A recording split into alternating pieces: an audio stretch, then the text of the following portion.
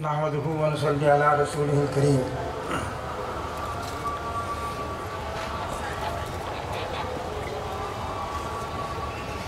ذمہ داران جماعت اسلامی ہند اسٹیج پر تشریف فرما ملک و ملت کے قائدین، بزرگوں، دوستوں اور بھائیوں، محترم خواتین،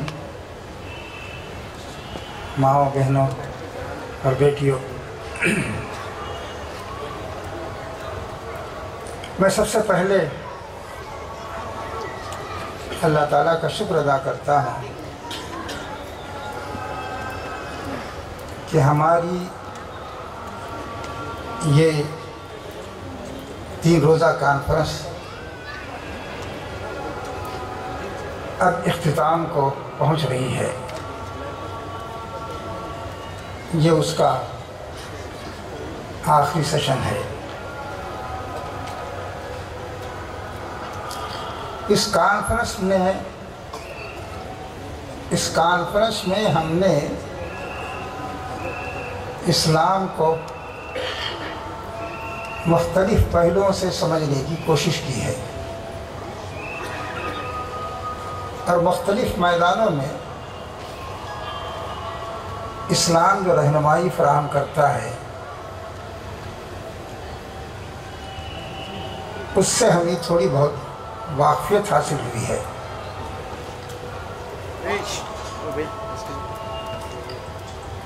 اس کا تقاضا یہ ہے کہ ہم مزید ان پہلوؤں پر غور و فکر بھی کریں، مطالعہ کریں اور اسلام کے ان پہلوؤں کو اور بہتر طریقے سے سمجھنے کی کوشش بھی کریں۔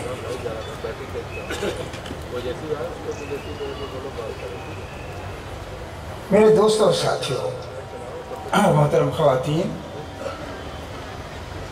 اور طالبات اور عزیز نوجوان، ایک مسئلہ جو ہمارے درمیان زیر بحث بہت تفصیل سے نہیں آ سکا وہ یہ ہے کہ جس بہار کا ہم ذکر کر رہے ہیں وہ بہار کیسے آئی، کن لوگوں کے ذریعے آئی۔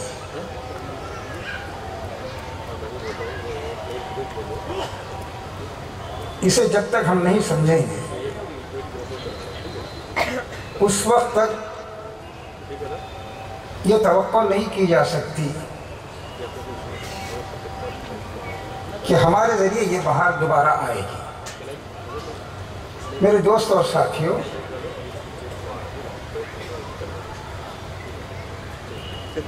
قرآن مجید نے اس امت کو خیر امت کہا ہے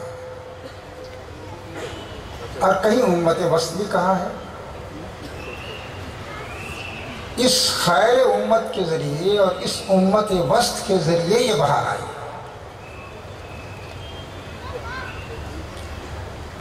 دنیا میں بہت سی امتیں موجود تھیں، بہت سی قومیں موجود تھیں، لیکن کسی کو اللہ تعالیٰ کی طرف سے یہ سینکشن یا یہ سند نہیں دی گئی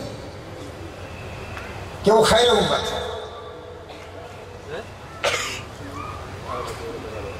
خیر امت کا مطلب یہ ہے کہ دنیا کی بہترین امت ہے۔ خیر کا جو تصور اسلام نے پیش کیا وہ اس امت کے اندر موجود ہے۔ خیر اور بھلائی کا اسلام نے تصور پیش کیا کہ آدمی کا عقیدہ صاف ستھرا ہو، اللہ سے اس کا تعلق مضبوط ہو، اس کی سیرت اور اس کا کردار بہت صاف ستھرا ہو،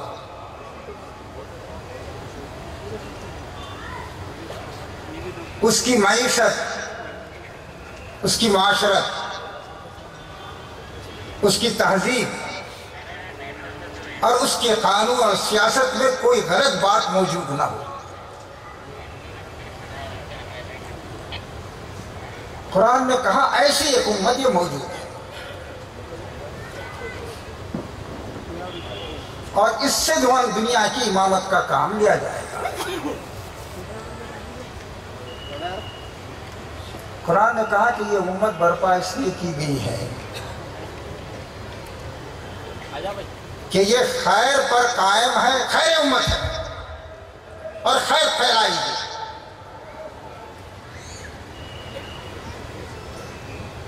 وَلْتَكُن مِّنكُمْ أُمَّةٌ يَدْعُونَ إِلَى الْخَيْرِ، تم میں ایک جماعت ضرور ہونی چاہیے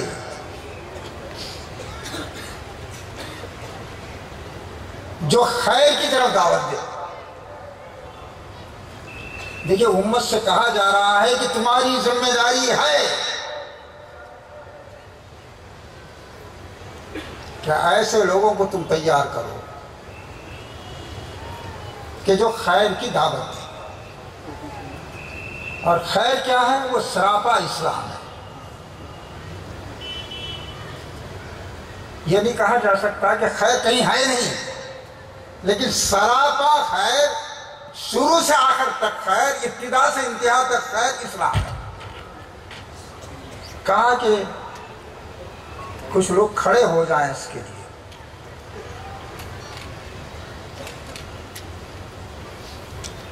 اور وہ دنیا کے اندر اسے عام کرے۔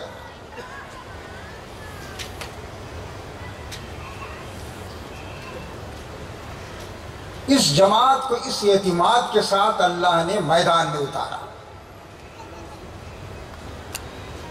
کہ یہ خیر کی علم بردار ہوگی، بھلائی کی دعوت دے گی۔ یہ اطمینان کسی گروہ کا نہیں تھا، کسی جماعت کا نہیں تھا، اللہ کا تھا۔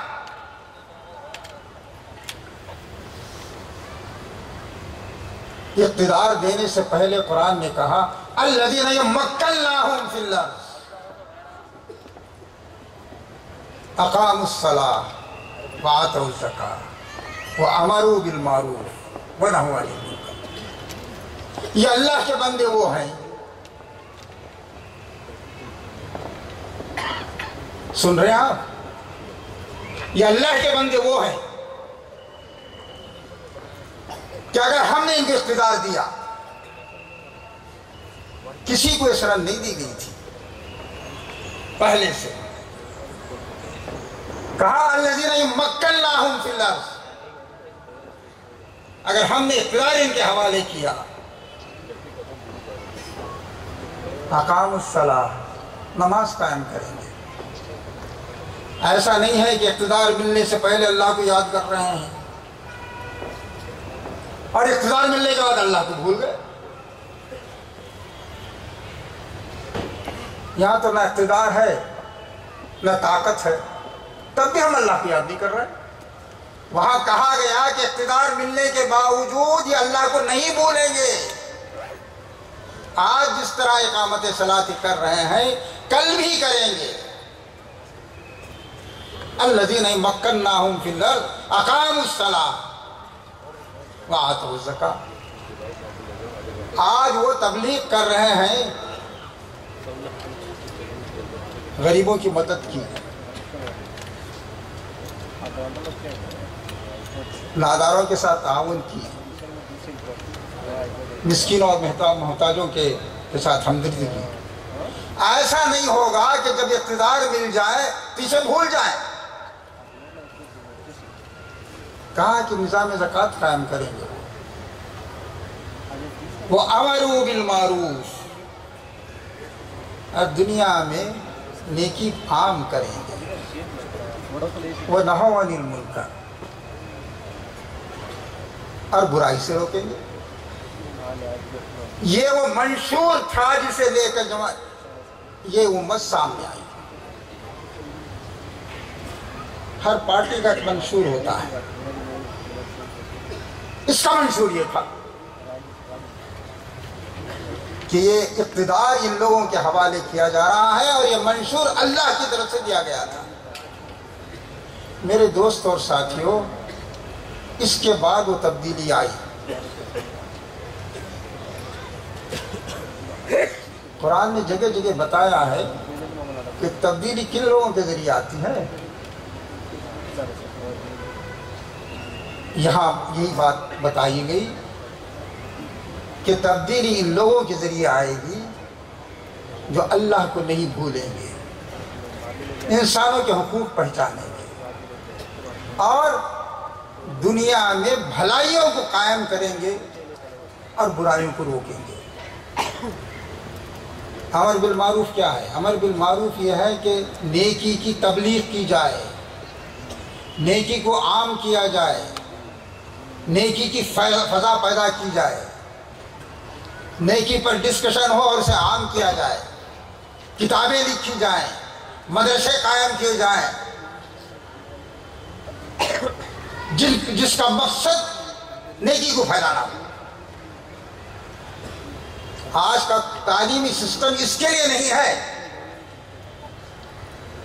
وہ آپ کی حیوانی ضروریات کو پوری کرنے کے لیے ہے۔ لیکن ہمارے بزرگوں نے لکھا ہے، امر بالمعروف میں یہ بات بھی شامل ہے کہ تعلیم بھی اسی کے لیے ہو، مدارس اس کے لیے قائم ہو، کالج اس کے لیے قائم ہو، یونیورسٹیاں اس کے لیے قائم ہو، تب وہ فضا بنتی ہے، تب وہ مزاج بنتا ہے۔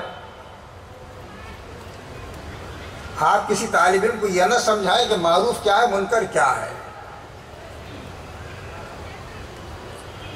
اور معروف کو قائم کرنے کے لیے، عام کرنے کے لیے اسے کوشش کرنی چاہیے، تو پھر کیسے آپ توقع کر سکتے ہیں کہ وہ معروف پر عمل کرے گا اور منکر سے باز رہے گا؟ تو قرآن نے کہا کہ اپنی تمام تر طاقت اسی مقصد کے لیے استعمال کریں گے۔ حکومت ہوگی، حکومت کو اسی لیے استعمال کریں گے۔ میرے دوست اور ساتھیوں، اسلام کی خصوصیت یہ تھی، اس نے سب سے خطاب کیا۔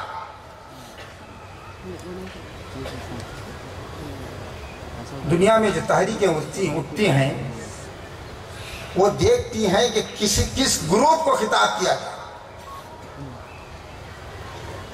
اور اس کے ذریعے اسے ایکسپلائٹ کر کے اقتدار حاصل کیا جائے۔ کوئی اس کے لیے نوجوانوں کو تیار کرتے ہیں، کوئی مزدوروں کو تیار کرتے ہیں، کچھ لوگ سرمایہ داروں کو تیار کرتے ہیں، کچھ لوگ عورتوں کی حمایت پہ کھڑے ہو جاتے ہیں، کچھ غریبوں کی حمایت پہ آواز بلند کرنے لگتے ہیں۔ قرآن نے سب سے خطاب کیا، اس نے کہا کہ اللہ کا دین ہے، یہ ہر ایک کے لیے ہے، یہ مردوں کے لیے بھی ہے، عورتوں کے لیے بھی ہے، امیروں کے لیے بھی ہے، غریبوں کے لیے بھی ہے، آزاد انسانوں کے لیے بھی ہے، غلاموں کے لیے بھی ہے، سب کے لیے ہے۔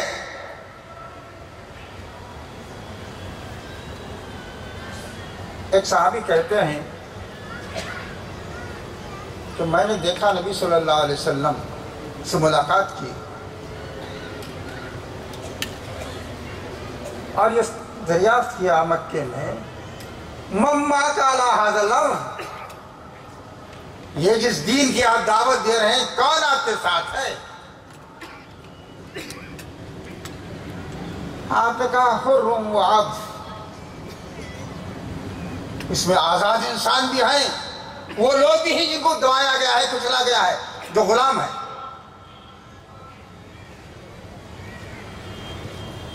اللہ کی مرضی کے اتفاق سے اس وقت حضرت ابو بکر اور حضرت بلال موجود تھے۔ آپ نے اشارہ کر کے کہا حر و عبد۔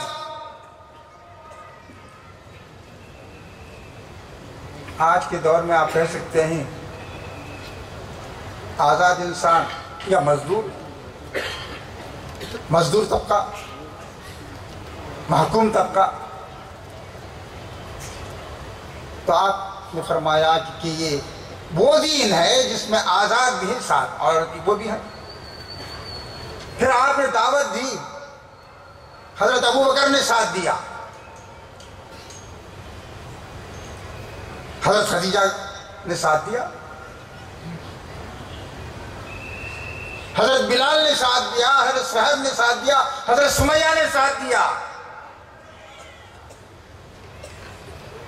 آپ نے یہ نہیں کہا کہ یہ عورتوں کے لیے دین نہیں ہے، یہ مردوں کا دین ہے، اس لیے یہ دین سب کے لیے تھا۔ میرے دوستوں اور ساتھیوں، اللہ کا پیغام سب کے لیے ہے۔ کیا کبھی میں نے اور آپ نے سوچا کہ یہ سب تک پہنچنا ہے، یا عورتوں تک بھی پہنچنا ہے، مردوں تک بھی پہنچنا ہے، سرمایہ داروں تک بھی پہنچنا ہے، اور ان کے ماتحت کام کرنے والوں تک بھی پہنچنا ہے، طالب علموں تک بھی پہنچنا ہے، اساتذہ تک بھی پہنچنا ہے، ہر ایک تک پہنچنا ہے، ورنہ لوگ یہ سمجھیں گے کہ یہ فلاں گروپ کا دین ہے، یہ اللہ کا دین نہیں سمجھا جائے گا۔ اس لیے اس بات کی کوشش کیجیے، ابھی تو یہ بات ہماری ذہن ہی میں نہیں آ رہی ہے کہ یہ پہنچانے والا دین ہے، یہ دین اس لیے ہے کہ پہنچایا جائے۔ رسول اکرم صلی اللہ علیہ وسلم پر جو وحی نازل ہوئی، بل وحی نازل ہونے کے ساتھ ساتھ کہا گیا کہ اسے پہنچائیے، یا ایھا المدثر قم فانذر۔ اے وہ ہستی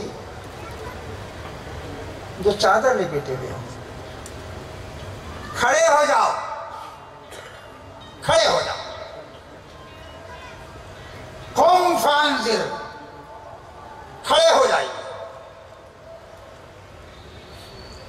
پیغمبر سے خطاب کیا جا رہا ہے، کہا جا رہا ہے کھڑے ہو جائیے۔ فانذر، لوگ غلط راستے پر جا رہے ہیں، ان کو ان کے انجام سے آگاہ کیجیے۔ انذار عربی میں اسی کو کہا جاتا ہے۔ کہا کہ لوگوں نے غلط راہ اختیار کر رکھی ہے، غلط راستے پر چل رہے ہیں، بھٹکے ہوئے ہیں، بتائیے کہ وہ تباہ ہونے والے ہیں۔ یہ بیٹھنے کا وقت نہیں ہے۔ پھر کچھ وقت گزرا تو کہا فاصدع بما تؤمر واعرض عن المشرکین، کھل کے کہیے کہ یہ اللہ کا دین ہے۔ دیکھیے، اسے کہانی سمجھ کے نہ سنیے، یہ خطاب پیغمبر صلی اللہ علیہ وسلم سے ہے، اور اس واسطے سے آپ سے بھی ہے، مجھ سے بھی ہے۔ کہا گیا فاصدع بما تؤمر، جو ہدایت دی جا رہی ہے کھل کے کہیے کہ یہ اللہ کی ہدایت ہے۔ حوصلہ ہے یہ، ہم کہیں گے اللہ کی کتاب ہے، پڑھو اسے۔ ہم تو جسے شرماتے ہیں۔ کہا فاصدع بما تؤمر، کھل کے کہیے، کھل کے کہیے، جو تعلیم آپ کو دی جا رہی ہے وہ کھل کے سنائیے، اور اگر مخالفت ہو رہی ہے تو منہ پھیریے ان سے، مخالفت کرنے والے کرتے ہی رہیں گے۔ اور پھر ایک مرحلہ آیا تو آپ سے کہا گیا بلغ ما انزل الیک، بلغ ما انزل الیک من ربک، اللہ کی طرف سے جو دین آ رہا ہے اسے پہنچائیے۔ وَإِن لَمْ تَفْعَلْ فَمَا بَلَّغْتَ رِسَالَتَهُ، اگر ایسا نہیں ہوا تو یاد رکھیے حق کے رسالت ادا نہ ہوگا۔ بلغ ما انزل الیک، جو دین آپ پر نازل ہو رہا ہے اسے پہنچائیے۔ وَإِن لَمْ تَفْعَلْ فَمَا بَلَّغْتَ رِسَالَتَهُ، اور اگر آپ نے ایسا نہیں کیا فَمَا بَلَّغْتَ رِسَالَتَهُ، اس رسالت کا حق ادا نہ ہوگا۔ پھر فرمایا وَاللَّهُ يَعْصِمُكَ مِنَ النَّاسِ، اگر یہ خیال ہو رہا ہے کہ لوگ مخالفت کریں گے، ہماری جان چلی جائے گی۔ اللہ حفاظت کرنے والا ہے۔ آپ کا کام اللہ کے دین کو پہنچانا ہے، اللہ آپ کی حفاظت کرے گا۔ مدینے میں یہ آیتیں نازل ہوئی تو اس وقت ایسے حالات تھے کہ ہر وقت یہ خطرہ رہتا تھا کہ نبی صلی اللہ علیہ وسلم پر اچانک حملہ نہ ہو جائے۔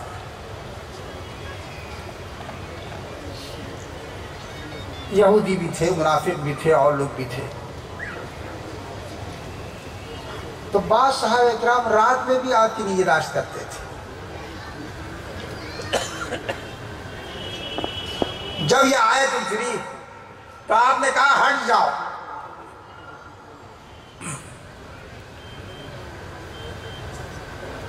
اللہ نے اس تبلیغ کے لیے میری حفاظت کی ذمہ داری لے لی ہے، اب مجھے حفاظت کی ضرورت نہیں۔ واللہ یعصمک من الناس، اللہ بچائے گا، اللہ نے کہہ دیا ہے ہٹ جاؤ۔ میرے دوست اور ساتھیوں، یہ کام یہی راستہ تھا جس سے وہ باہر آئے کہ ہر ایک کو خطاب کیا اور ہر ایک کو اس میں شامل کیا، مردوں کو بھی، عورتوں کو بھی، آزاد انسانوں کو بھی، محکوموں کو بھی، اس زمانے میں جو پڑھے لکھے تھے ان کو بھی، جو بے پڑھے لکھے تھے ان کو بھی، سب کو لے کے اللہ کا دین آگے بڑھا۔ پھر اس کی خصوصیت یہ تھی جس کی وجہ سے یہ باہر آئی، یہ کمزوروں کے حقوق کا علم بردار تھا۔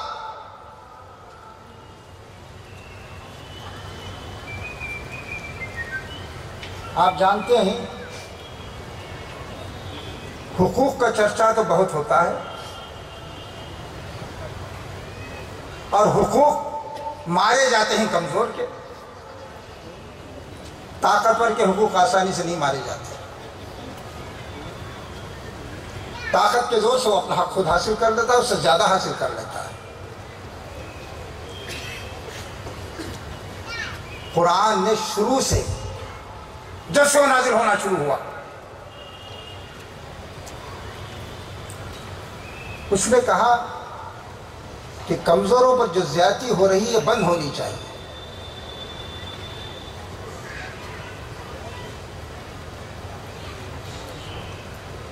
سورہ والفجر قرآن کی مکی سورت ہے جو ابتدائی دور میں نازل ہوئی، اس میں ہے کلا، جو تم کہہ رہے ہو صحیح نہیں ہے دین کی مخالفت میں، بل لا تکرمون الیتیم، صحیح بات یہ ہے کہ یتیم کی تعظیم نہیں کرتے ہو تم۔ یہ کتنی بڑی بات کہی گئی ہے۔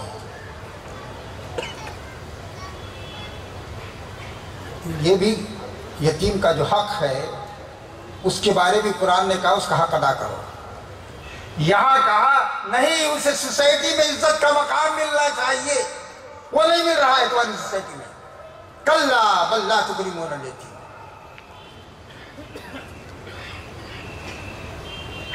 جو آواز مکے سے اٹھی تھی وہ یہ تھی یتیم کو اس کا حق ملے، سوسائٹی میں اسے احترام حاصل ہو،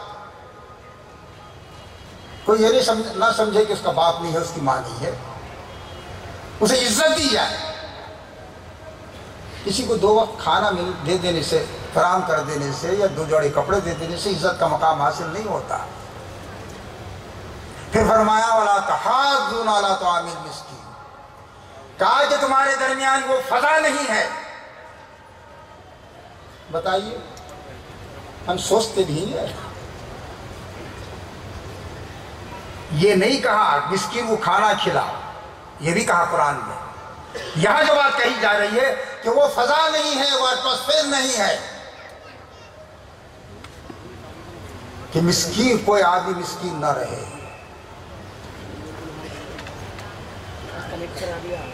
وَتَأْكُلُونَ التُّرَاثَ أَكْلًا لَمًّا، کہا کہ وراثت میں تو سب کا حق ہے، اور جسے موقع ملتا ہے کھا جاتا ہے، اور مال کی محبت میں تحبون المال حبا جما، اور مال کی محبت میں گرفتار ہوتے، بے انتہا محبت ہے۔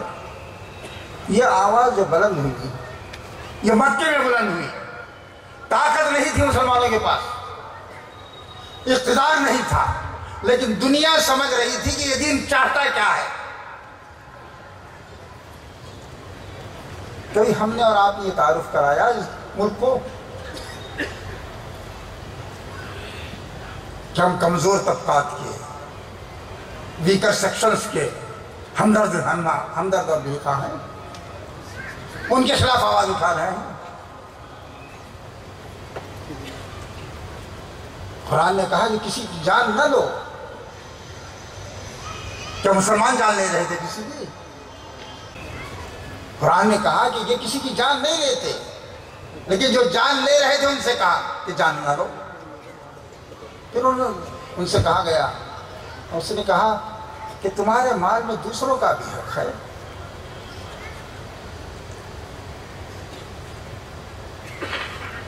تو قرآن نے کہا کہ فی اموالہم حق معلوم للسائل والمحروم، یہ اللہ کے بندے وہ ہیں کہ ان کے مال میں ایک متعین حق رکھا ہوتا ہے، اس کا جو ضرورت کے لیے آتا ہے، اور اس کا بھی جو وسائل حیات سے محروم ہے، مانگ نہیں رہا ہے، لیکن آپ دیکھ رہے ہیں کہ اس کے پاس کوئی ذریعہ معاش نہیں ہے، وہ محروم ہے۔ تو کہا کہ اللہ کے نیک بندے تو ایسے ہوتے ہیں۔ یہ تعارف تھا جس کی وجہ سے دنیا کھنچ کے آ رہی تھی۔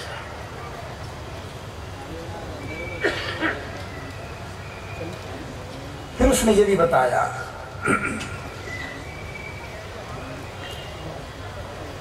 کہ دیکھو یہ جو باتیں کی جا رہی ہیں اس سے یہ نہ سمجھو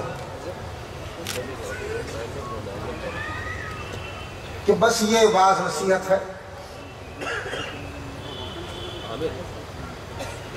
اور اس بنیاد پر دنیا کا نظام نہیں چل سکتا۔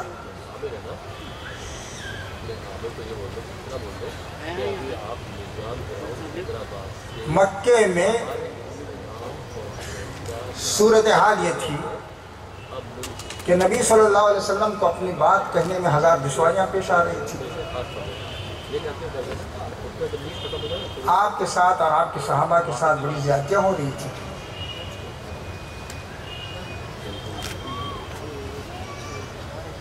ایک مرتبہ تو بعض لوگوں نے آپ کی گردن میں، مبارک گردن میں چادر ڈال کے کھینچنا شروع کر دی۔ حضرت ابو بکر پہنچ گئے، انہوں نے کہا کہ بھی اس اللہ کی بندی کی کیا غلطی ہے جو آپ لوگ یہ سزا دے رہے ہیں؟ ان کو بھی مارا پیٹا گیا۔ میرے دوست اور ساتھیوں،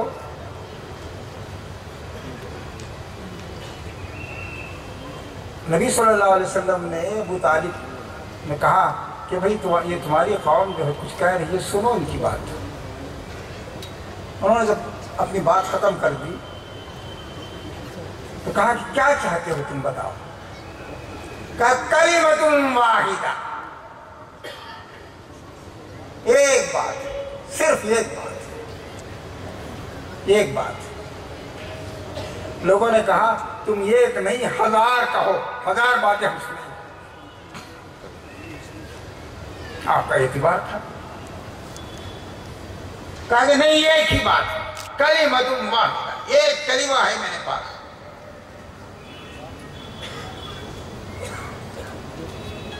کہا جو کیا کلمہ ہے؟ کہا کلمۃ واحدہ تدین بها العرب وتعد العجم الیکم الجزیہ۔ وہ کلمہ میرے پاس ہے کہ اسے مان لو گے تو یہ عرب پورا تمہارے ماتحت ہو جائے گا۔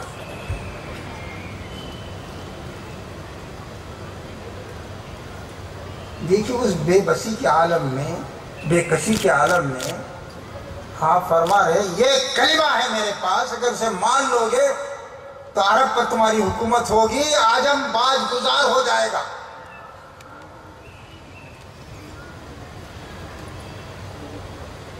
انہوں نے کہا وہ کیا کلمہ ہے؟ کہا کہ قولوا لا الہ الا اللہ تفلحوا، لا الہ الا اللہ کہو کامیاب ہو جاؤ۔ تو لوگوں نے چلانا شروع کر دیا کہ اسی کے لیے بلایا تھا۔ اجعل الآلہۃ الہا واحدا ان ھذا لشیء عجاب، سارے خدا ختم کر کے ایک خدا کر دیا تم نے، ایسی بات تو ہم نے کبھی سنی نہیں۔ ما سمعنا بہذا فی الملۃ الآخرہ ان ھذا الا اختلاف، کہیں یہ بات نہیں سنی ہم نے۔ ان کو معلوم کیا تھا، کسی کی تعلیم دنیا نے پیغمبروں نے دی تھی۔ میرے دوست اور ساتھیوں، اس طرح دنیا اور آخرت کا پیغام لے کر یہ آپ جب اٹھے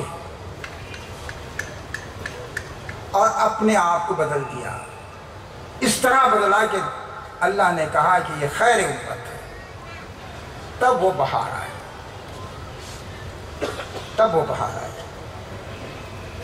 میرے دوستو، اب بھی بہار آئے گی تو اسی وقت جب آپ اور ہم بدل جائیں گے،